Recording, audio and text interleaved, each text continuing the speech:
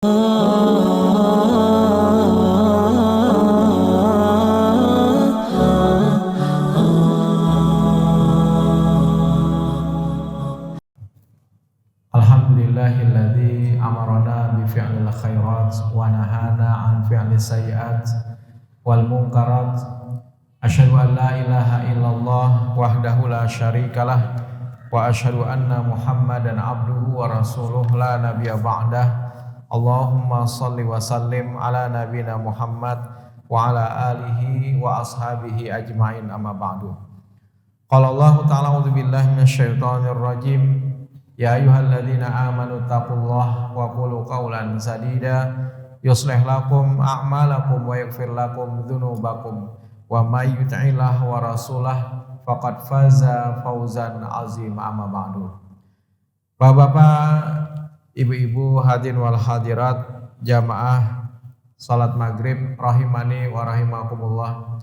Puji serta syukur marilah bersama-sama kembali kita panjatkan kehadiran Allah Subhanahu wa taala atas limpahan segala nikmat dan karunia-Nya jualah, sehingga pada kesempatan di malam hari ini memasuki tanggal 5 Dzulqa'dah 1445 Hijriah, kita masih diperkenankan oleh Allah Subhanahu wa taala untuk bisa berhadir, melangkahkan kaki ke tempat yang mulia ini bersama-sama melaksanakan ibadah salat berjamaah.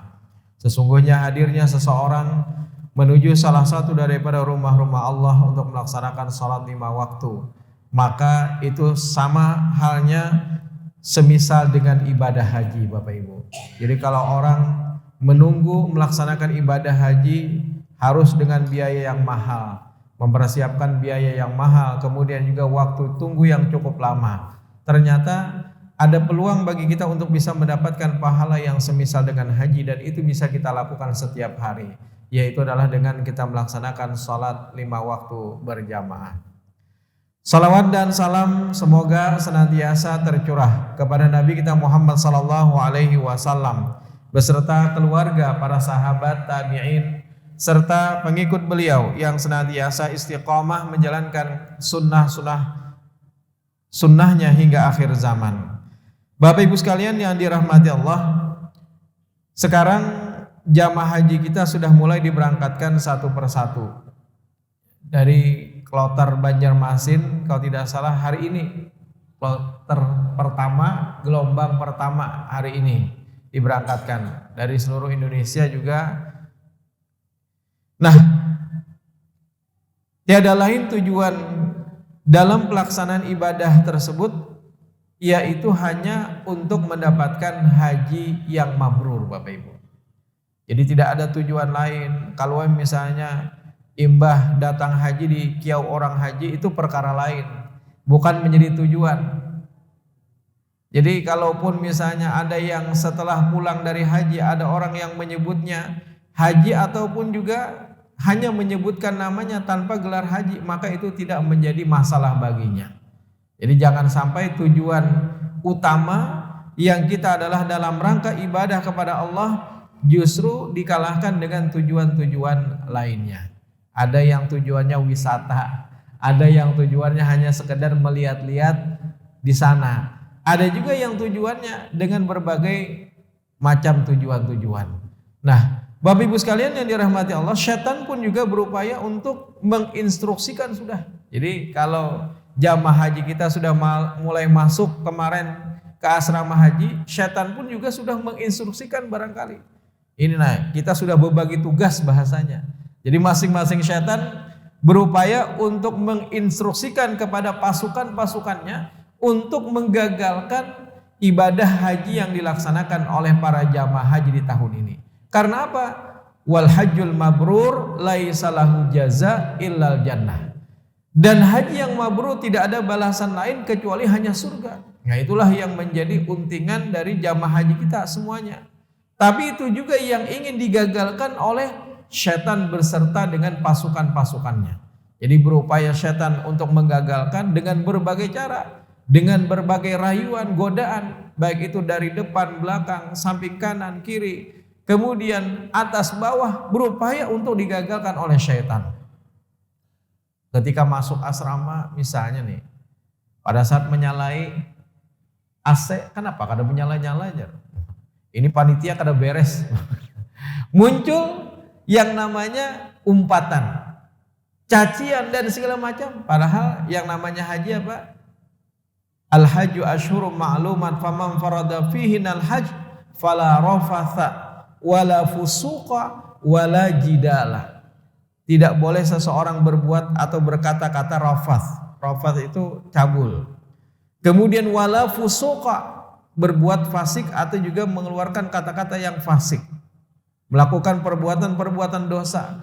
Wala jidala, apalagi juga sampai dengan umpatan, cercaan, perkelahian, sampai dengan mungkin bukan hanya omongan tetapi sampai dengan perkelahian fisik. Naudzubillah min dzalik.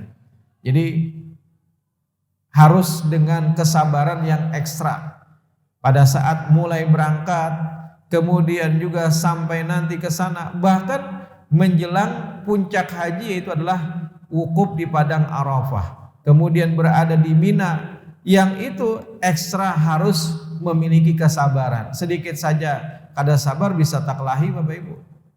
Bahkan bisa jadi bukan hanya antar orang dengan orang lain, bisa jadi antar suami istri Bapak Ibu.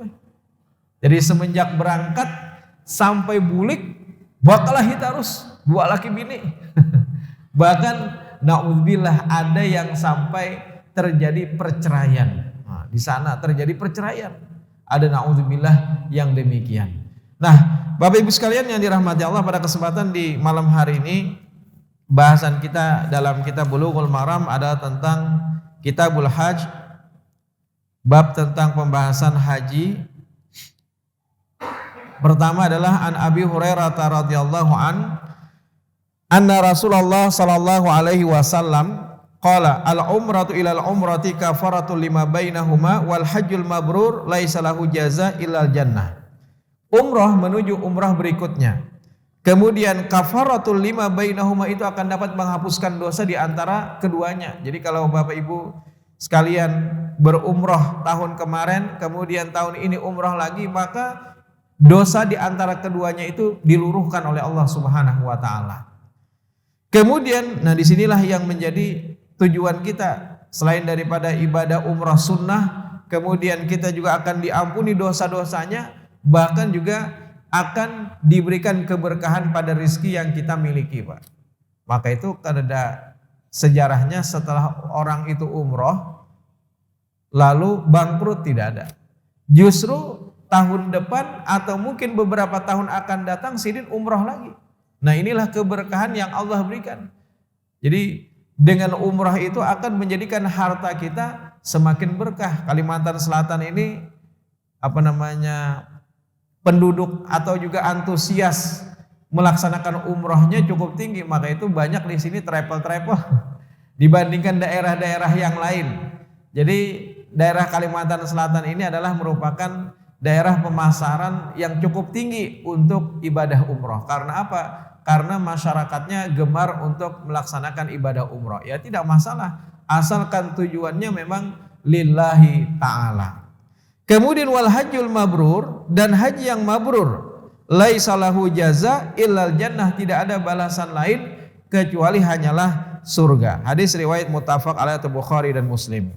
Kemudian wa an Aisyah radhiyallahu anha qalat qultu ya Rasulullah, aku bertanya kepada Rasul, alan nisa jihadun, wahai Rasul, apakah ada jihad bagi para wanita? Kemudian qala, Nabi pun menjawab, na'am, ya. Alaihinna jihadun la qitala fihi, bagi mereka perempuan itu jihad, tetapi jihad yang tanpa berperang. Kemudian apa itu? Yaitu adalah al-hajju wal umratu, yaitu adalah haji dan juga umrah. Nah, jadi jihadnya bagi wanita itu adalah haji dan umrah. Ini kelebihan bagi para wanita.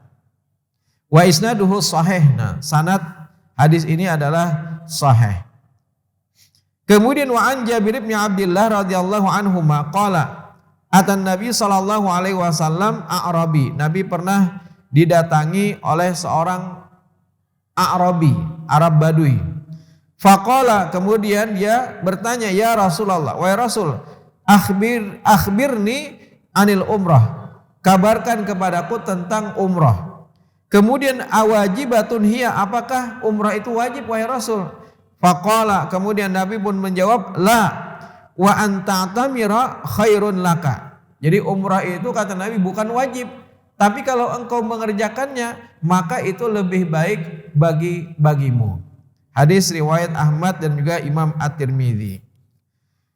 Kemudian selanjutnya al-hajj wal umratu faridatani. Nah, ini ternyata haji dan umrah itu adalah dua kewajiban atau dua kefarduan. Hadis ini ternyata dhaif, Pak. Dhaif. Jadi umrah itu kalau hajinya wajib bagi yang mampu, kalau umrah itu hanya sunnah saja, tidak sampai kategori hukum wajib. Kemudian wa an Anas radhiyallahu anhu qala qila ya Rasulullah. Ada seseorang bertanya, wahai Rasul, mas sabil, apa yang dinamakan dengan as-sabil itu? Sebagaimana yang termaktub dalam surah Ali Imran ayat 97. Walillahi 'alan nasi hijjul bait man istata'a ilaikumus sabila. Nah, jadi kata-kata as-sabil itu apa wahai Rasul? Maknanya yang termaktub dalam surah Ali Imran ayat 97 tadi. Kemudian pada saat itu Nabi pun menjawab, az-zadu warrahilah. Ketika seseorang ada perbekalan.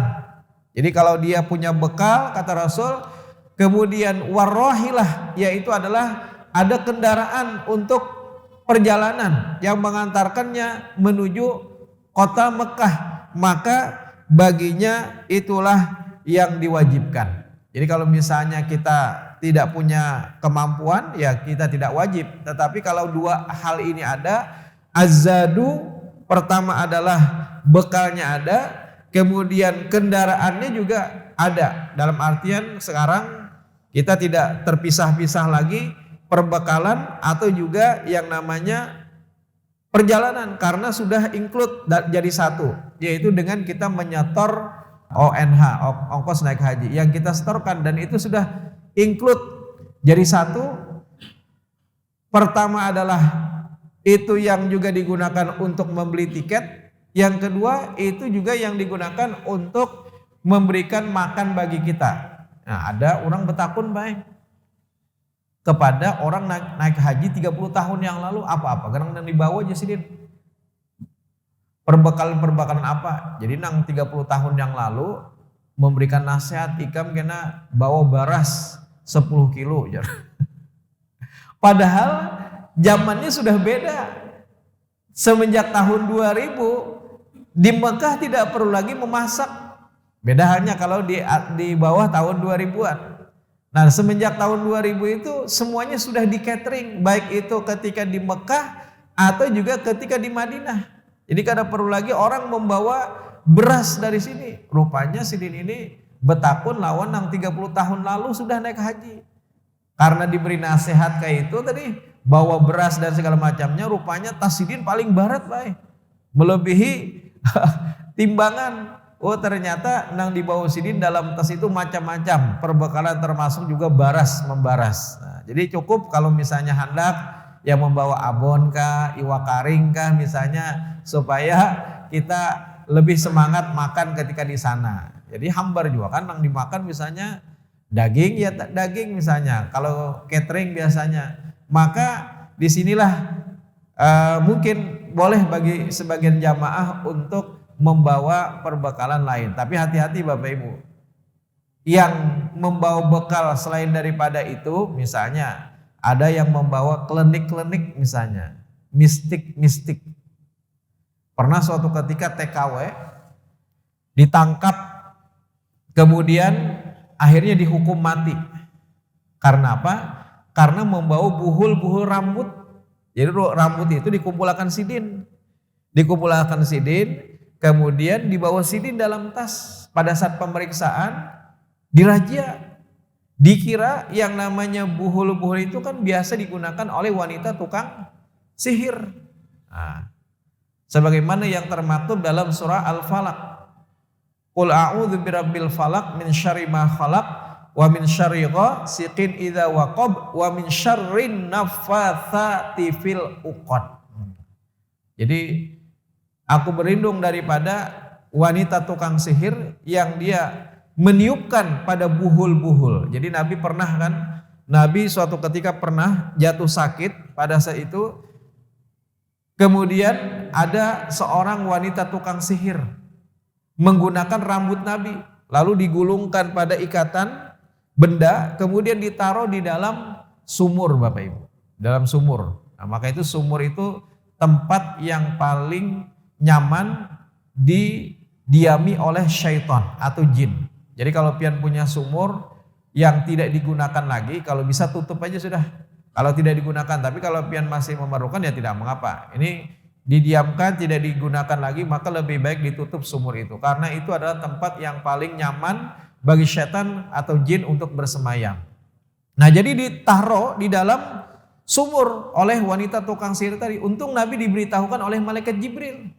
Kemudian malaikat Jibril pun meminta kepada Rasul untuk membaca Al-Mu'awwidzatain, 2 surah minta perlindungan kepada Allah Subhanahu wa taala. Ketika Nabi baca 2 surah ini, setiap ayat yang Nabi baca, buhul-buhul itu putus. Nah, buhul-buhul itu putus dan pada akhirnya setelah semuanya putus, Nabi sehat kembali pada saat itu. Jadi bisa jadi kita pun juga hati-hati terkena yang namanya sihir. Maka itu kita berlindung kepada Allah dengan kalimat-kalimat zikir. Al-Mu'awwidzatain, 2 surah mohon perlindungan, kemudian ditambah surah Al-Ikhlas, kemudian ayat kursi. Itu adalah ayat-ayat yang kita mohon kepada Allah agar kita dilindungi daripada sihir dan segala macamnya. Jadi pernah suatu ketika TKW ini tadi membawa rambut, Pak, membawa rambut yang dikumpulkan sidin. Dirajia, kedapatan rambut, kemudian akhirnya ditangkap. Akhirnya dihukum mati karena dikhawatirkan, kata mereka orang-orang Arab, ini jangan-jangan kena hendak mensihir majikan atau membunuh majikan dengan adanya buhul-buhul ini. Nah, inilah yang perlu diwaspadai jamaah haji kita, jangan macam-macam ke sana. Jangan membawa macam-macam yang pada akhirnya berurusan dengan hukum di sana. Jadi niatannya melaksanakan ibadah haji justru kada tercapai, kemudian berurusan dengan yang namanya hukum lagi di sana. Ini berat lagi berurusan dengan hukum di sana, tentu ini bukan perkara yang mudah. Jadi tidak usah macam-macam, jangan membawa macam-macam ke sana. Tinggal kita membawa yang namanya perbekalan secukupnya dan seperlunya sesuai dengan apa yang kita niatkan dalam pelaksanaan ibadah haji. Apalagi yang sampai membawa jimat-menjimat, karena dirajia orang timbul kita kada kawa melaksanakan ibadah haji. Nah, Bapak Ibu sekalian yang dirahmati Allah, az-zadu war-rahilah. Pertama adalah bekal yang cukup. Bekal di sini tentu bukan hanya bekal makanan atau juga tadi dipersiapkan sudah catering. Nah, tidak kalah penting adalah bekal berupa ilmu. Jadi bekal berupa ilmu. Jadi sebenarnya tidak cukup kalau hanya ikut manasik yang dilaksanakan selama ini 6 kali pertemuan atau 15 kali. Di Yogyakarta yang namanya manasik itu bagi mereka yang berangkat haji itu 2-3 tahun sebelumnya sudah ditatar, Bapak Ibu. Sebulan sekali ada pertemuan, jadi mereka ditatar sebulan sekali. 3 tahun lagi akan berangkat. Amun kita ibaratnya hendak buang air besar hanya mencari luang. Nah, hendak berangkat hanya belajar ilmu manasik. Nah, jadi sebenarnya perlu persiapan bagaimana tata cara ibadah karena biaya yang cukup mahal. Kemudian juga ditambah waktu tunggu yang cukup lama. Jadi perlu jamaah haji kita ini dibekali dengan bekal yang tentunya ya tidak hanya sekali, 2 kali atau 6 kali pertemuan. Cukup lama seharusnya mereka belajar manasik haji. Walaupun sebenarnya manasik haji itu adalah sesuatu yang mudah, tidak seberat yang kita bayangkan. Jadi kalau hendak belajar yang mudah saja, tidak seberat yang kita bayangkan sebagaimana mungkin kayak pakaiannya di sana, apakah perlu ini itu semuanya. Jadi sebenarnya ibadah haji dan umrah itu mudah Bapak Ibu. Mudah sekali. Walaupun kada hafal misalnya bacaan sekalipun, asal pian mau umpati saja, mau umpati rangkaian. Ketika misalnya wukuf, kita juga wukuf. Ketika nanti melempar jumrah Aqabah, kita juga melempar jumrah Aqabah. Walaupun kada bebacaan nih, kada tahu bacaannya, kada hafal. Tapi kada mungkin juga kada hafal. Paling kada kita hafal Rabbana atina fid dunya hasanah wa fil akhirati hasanah wa qina adzabannar. Semua orang pasti hafal itu. Nah itu saja yang dibaca ketika di rukun yamani. Adapun yang lainnya itu hukumnya sunnah saja. Dalam artian kita baca silahkan, kita tidak baca juga tidak mengapa. Ya kita bisa baca zikir, ya kan semua orang pasti hafal zikir-zikir, subhanallah, alhamdulillah, Allahu akbar, atau labbaik Allahumma labbaik, labbaik la syarika lak labbaik, dan seterusnya. Jadi kalau kita tahu saja rangkaian-rangkaian itu, insya Allah mudah bagi kita untuk melaksanakan sesuai dengan tuntunan Nabi Sallallahu Alaihi Wasallam. Nah, Bapak Ibu sekalian yang dirahmati Allah, kemudian selanjutnya adalah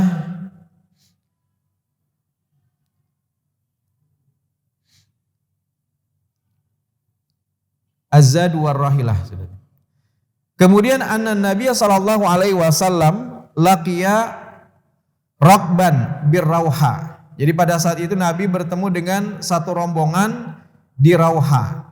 Jadi Nabi berangkat ibadah haji itu di tanggal 4 Dzulhijjah, Bapak Ibu. Jadi 4 Dzulhijjah.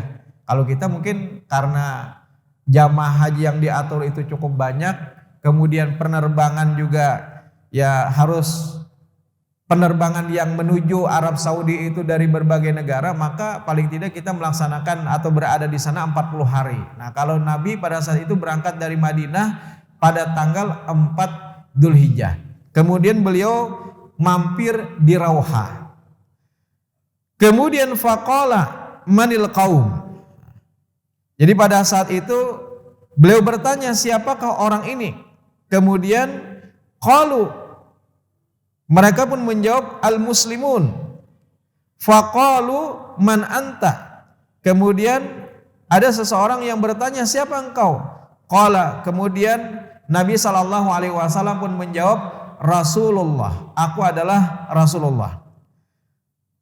Farafa'at ilaihi imra'atun sabiyan. Pada saat itu setelah Nabi menjawab aku adalah Rasulullah, lalu seorang wanita mengangkat seorang bayi kepada beliau. Kemudian berkata wanita tadi, faqalat ali hadzal hajj, wahai Rasul, apakah bayi ini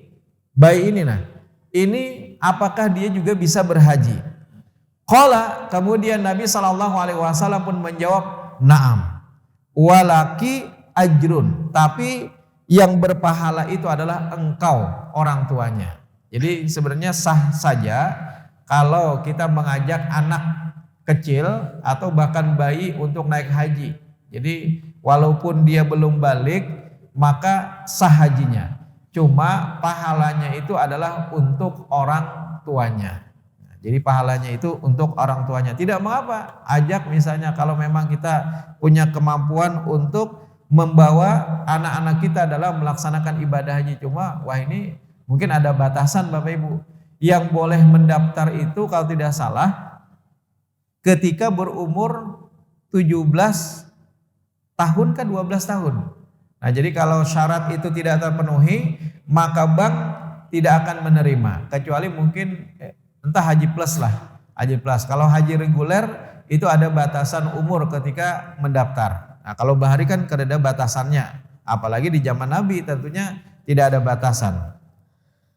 Kemudian kana Al-Fadl ibnu Abbas radifa Rasulullah sallallahu alaihi wasallam. Al-Fadl ibnu Abbas pada saat itu wa anhu radhiyallahu anhu qala kana Al-Fadl ibnu Abbas radhiyallahu anhuma radifa Rasulullah sallallahu alaihi wasallam. Jadi pada saat itu Ibnu Abbas dibonceng oleh Nabi Sallallahu Alaihi Wasallam. Faja'ati imra'atun min Khath'am. Pada saat itu ada seorang wanita dari Khash'am. Faja'al al-Fadl yanzuru ilaiha wa tanzuru ilaihi. Nah, pada saat itu ternyata Al-Fadl Ibnu Abbas ini memandang kepada wanita tersebut, dan wanita tadi pun juga memandang kepada Al-Fadl Ibnu Abbas. Wa ja'ala Nabi sallallahu alaihi wasallam, kemudian Nabi sallallahu alaihi wasallam yasrifu wajhal Fadl ila syaqqal akhar. Nah, pada saat itu Nabi mengalihkan pandangan Al-Fadl ini ke lain. Jadi pada saat wanita tadi memandang, berarti pada saat itu kada pakai apa, Pak? Kada pakai nikob atau kada pakai apa nih? Cadar. Ah, kada menggunakan cadar karena kan mungkin memandang kalau orang itu pakai cadar, ya kan? Kada mungkin. Bahkan seorang wanita ketika dia ketika dia ihram, memakai pakaian ihram, maka itu tidak boleh menggunakan yang namanya cadar. Dia harus melepas cadarnya. Jadi seorang wanita, kalau kita laki-laki, tidak boleh menggunakan pakaian yang berjahit. Pakaian berjahit. Kalau wanita tidak boleh menggunakan sarung tangan ketika dia memakai pakaian ihram. Maka itu yang tertutup itu hanya bagian atas. Sementara bagian bawah tangan, telapak tangan itu harus terbuka bagi wanita. Jadi kalau dia melanggar maka bayar dam. Nah, termasuk juga yang tidak boleh ditutup bagi wanita ketika dia ihram adalah menutup wajah dengan menggunakan yang namanya nikob atau juga cadar. Dia harus melepas nikobnya atau cadarnya ketika dia sudah berniat labbaika umratan atau labbaika hajjan. Nah, dia harus melepas yang namanya nikobnya. Nah, pada saat itu Al-Fadl Ibnu Abbas memandang kepada wanita tadi, dan wanita tadi pun juga memandang kepada Al-Fadl Ibnu Abbas. Kemudian pada saat itu Nabi mengalihkan pandangan daripada Al-Fadl Ibnu Abbas tadi, faqalat. Kemudian Nabi pun berkata, wanita tadi berkata, faqalat, ya Rasulullah, wahai Rasul, inna faridatallah ala ibadihi fil hajj adraktu abi syaikhan kabiran. Wahai Rasul, sesungguhnya ibadah haji itu kan fardu. Sementara aku memiliki orang tua yang sudah lansia, bahasanya syaikhan kabir. Jadi syekh itu sebenarnya orang tua atau juga orang yang sudah lansia atau juga manula. Nah, bagaimana wahai Rasul kalau dia sudah tua?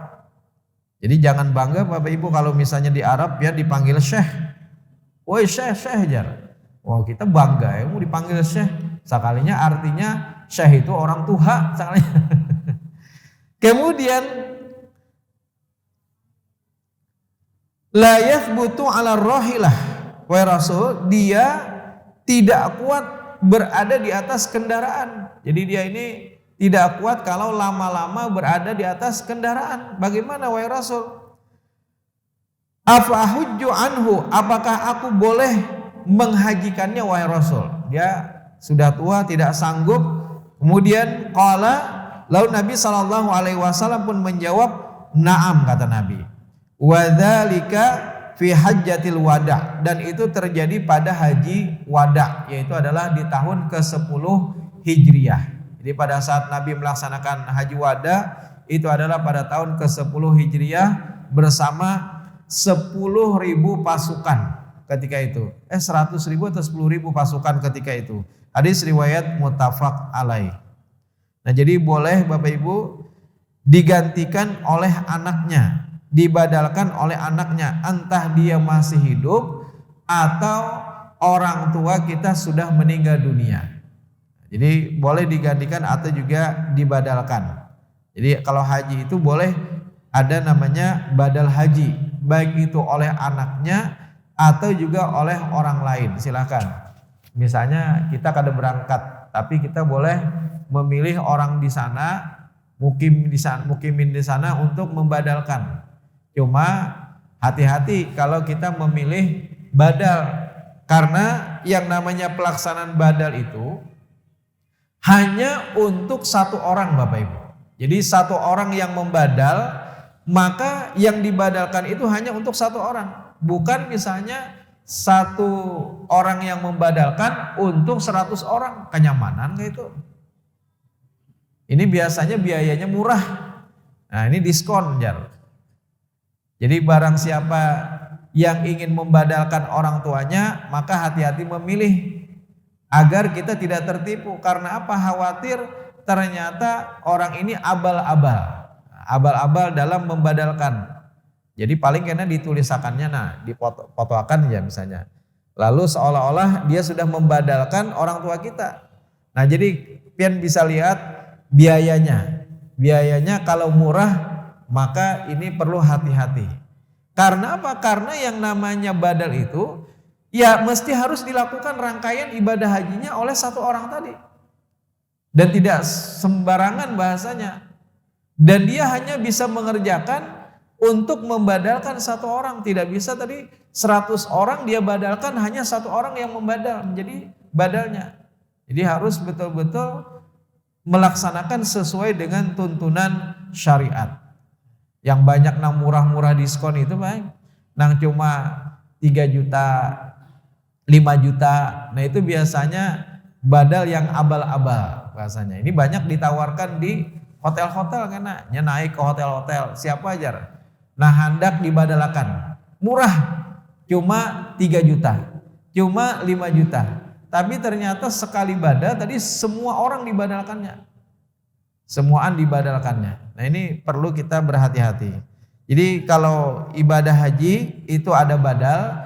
Nah wallahu a'lam terkait dengan ibadah umroh. Apakah kita bisa juga membadalkan orang tua kita? Wallahu a'lam. Ada sebagian mengatakan boleh, ada juga yang mengatakan tidak boleh. Nah kenapa? Karena kalau haji itu adalah ibadah wajib. Wajib. Sementara yang namanya umroh itu hanya ibadah sunnah.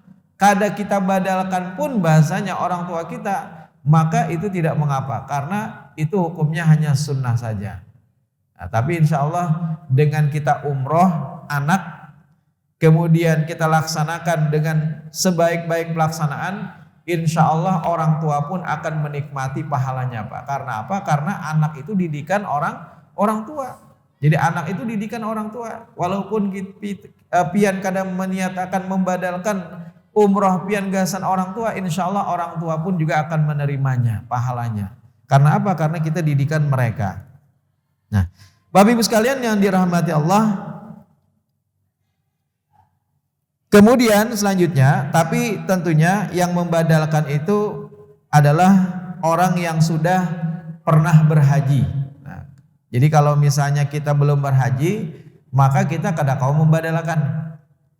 Wa anhu radhiyallahu anhu anna imra'atan min Juhainah ja'at ila Nabi sallallahu alaihi wasallam. Ada seorang wanita dari Juhainah datang kepada Nabi sallallahu alaihi wasallam. Faqalat, kemudian dia pun berkata, "Inna ummi nadzarat anta hujja." Wahai Rasul, sesungguhnya ibuku pernah bernazar. Dia bernazar untuk berhaji. Jadi sebenarnya membadalkan itu boleh terhadap orang yang pernah berniat atau bernazar haji, atau misalnya orang tua kita sekalipun mereka tidak berniat. Jadi sidin sudah meninggal, tapi kita misalnya pergi haji untuk kedua kalinya, maka pergi hajinya kita untuk kedua kalinya itu boleh untuk badal orang tua kita. Walaupun sidin bahari kada berniat misalnya. Jadi boleh karena orang itu berniat atau juga tidak berniat. Nah dalam hadis ini disebutkan ada seorang ibu tadi yang kata anaknya dulu pernah bernazar untuk berhaji. Kemudian falam tahujjah hatta matat, dan dia tidak bisa berhaji sampai dia meninggal dunia. Wahai Rasul, dia kada sempat mengerjakan ibadah haji sampai dia meninggal dunia. Apa hujjah anha, apakah aku boleh menghajikannya? Kata orang tadi atau wanita tadi. Qala, kemudian Nabi pun berkata, "Na'am, hujji anha." Ya kata Nabi, hajikanlah untuknya. Afara'aiti law kana ala ummiki dainun. Apa pendapatmu kalau seandainya ibumu memiliki hutang? Afa kunti qadiyatah. Apakah engkau akan melunasi hutangnya? Kata Nabi. Kemudian Abdullah, maka penuhilah hutangnya terhadap Allah. Fallahu ahaqqu bil wafa. Dan hutangnya terhadap Allah itu wajib engkau penuhi. Jadi karena dia sudah bernazar, jadi ada beberapa tawaf, Pak. Tawaf. Pertama ada tawaf sunnah atau sunnah. Jadi kalau pian misalnya sudah melaksanakan rangkaian ibadah umroh, nah itu kan masanya istirahat menjelang puncak haji, tinggal menunggu puncak haji. Nah banyak-banyakilah melaksanakan tawaf sunnah, karena tawaf sunnah itu juga disyariatkan. Jadi ada tawaf sunnah, kemudian ada tawaf kudum. Tawaf kudum itu adalah bagi mereka yang melaksanakan haji ifrad dan haji kiron. Nah, haji tamattu tidak. Haji ifrad dan haji kiron, maka ada namanya tawaf kudum. Tawaf kudum itu ibarat tahiyatul masjid. Nah, tahiyatul masjid, kalau kita setiap masuk masjid, maka disunnahkan untuk melaksanakan tahiyatul masjid, penghormatan terhadap masjid. Nah, ketika orang masuk kota Mekah, maka hendaknya dia melaksanakan yang namanya umroh. Tapi karena ini adalah haji ifrad atau juga haji kiron, bisa melakukan penghormatan yaitu dengan melaksanakan tawaf kudum namanya. Jadi ada tawaf sunnah, tawaf kudum, kemudian ada juga tawaf dari ibadah umroh. Ya biasanya kita haji tamattu itu adalah umroh dulu, yaitu rangkaiannya sebagaimana biasa kita umroh, kita mengambil mikot di Yalamlam misalnya, atau di atas pesawat biasanya, atau mungkin juga kalau orang itu semenjak keberangkatan itu sudah boleh, dari semenjak asrama biasanya gelombang kedua mereka sudah diminta oleh petugas mandi di asrama haji. Kemudian setelah itu memakai pakaian ihram, sekalipun boleh masih menggunakan yang namanya jaket karena belum meniatkan. Jadi nanti di perjalanan sebelum sampai di mikot makani itu sudah boleh meniatkan. Bahkan menurut Imam Abu Hanifah lebih afdal seseorang berniat sebelum masuk ke tempat mikot. Khawatirnya kan pesawat itu, Pak, kecepatannya 800 km per jam. Bayangkan kecepatan pesawat 800 km per jam. Atau 1 km per detik kecepatan pesawat itu. Khawatirnya ketika kita ingin berniat mengambil mikot di atas Yalamlam atau juga Qarnul Manazil, khawatirnya pesawat itu sudah lewat, Pak. Kita baru kelubut-kelubut mengganti kain ihram, kru pesawat sudah mengumumkan sebentar lagi kita akan melewati Yalamlam atau juga Qarnul Manazil. Sekalinya sudah lewat, karena kau lagi berbulik, maulah. Oh pilot berbulik, Bang, aku tadi belum berniat, karena kau lagi, ya sudah lewat, ya sudah. Maka menurut Imam Abu Hanifah boleh seseorang berniat untuk ihram umrah itu sebelum sampai di daerah mikot. Jadi sebelum kru pesawat itu mengumumkan, dari semenjak beberapa jam sebelumnya dia sudah misalnya meniatkan Allahumma labbaika umrotan atau labbaika umrotan. Dia sudah meniatkan. Asal tadi yang berjahit-jahit sudah dipaculi, misalnya jaket sebelumnya sudah dipacul. Kemudian jangan lupa celana dalam. Mungkin kada merasa terus sampai di Mekah hanya sadar masih pakai celana dalam. Ya, jadi dilepasi semuanya yang berjahit. Kemudian baru kita meniatkan labbaika umratan. Atau tadi ketika kru pesawat sudah menyampaikan sebentar lagi kita akan berada di atas Yalamlam atau juga Qarnul Manazil, maka bersiap-siaplah Bapak sekalian untuk meniatkan.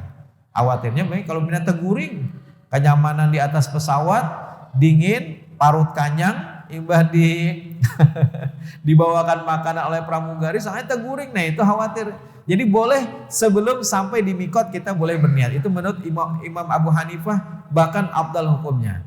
Boleh juga tadi di tempat mikot tadi di atas. Boleh juga kalau seandainya memang terlewat Bapak Ibu lah. Terlewat misalnya entah tertidur atau apa.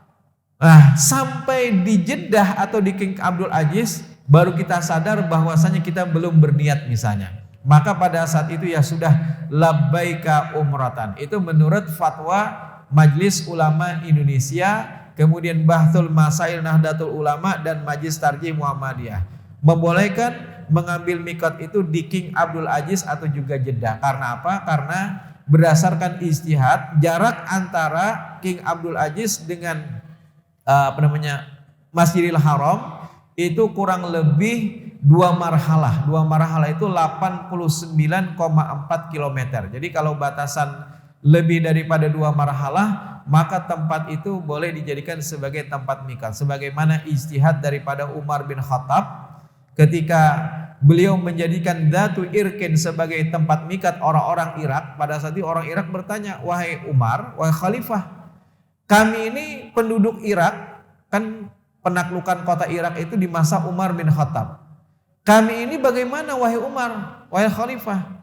Kalau seandainya kami harus melewati tempat-tempat mikot yang ditentukan oleh Rasul, 4 tempat ini, kami kesulitan karena jarak tempuh itu ibaratnya berkeliling lagi.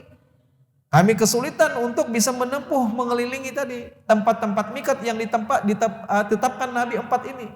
Maka Umar pun pada saat itu beristihad, yaitu adalah menjadikan Dzatu Irqin sebagai tempat mikat bagi penduduk Irak. Nah maka itu MUI berfatwa King Abdul Aziz itu boleh dijadikan sebagai tempat mikat. Walaupun ini juga ada sebagian yang menentangnya. Tapi kan tidak sembarangan juga MUI mengambil fatwa yang demikian. Demikian yang bisa saya sampaikan pada kesempatan di malam hari ini. Mudah-mudahan bermanfaat bagi kita dan kita sama-sama mendoakan mudah-mudahan ada di antara jamaah kita yang berangkat tahun ini dan seluruh jamaah haji bisa mendapatkan haji yang mabrur insyaallah. Amin ya rabbal alamin. Subhanakallahumma wa bihamdika asyhadu an la ilaha illa anta astaghfiruka wa atubu ilaik. Wassalamualaikum warahmatullahi wabarakatuh.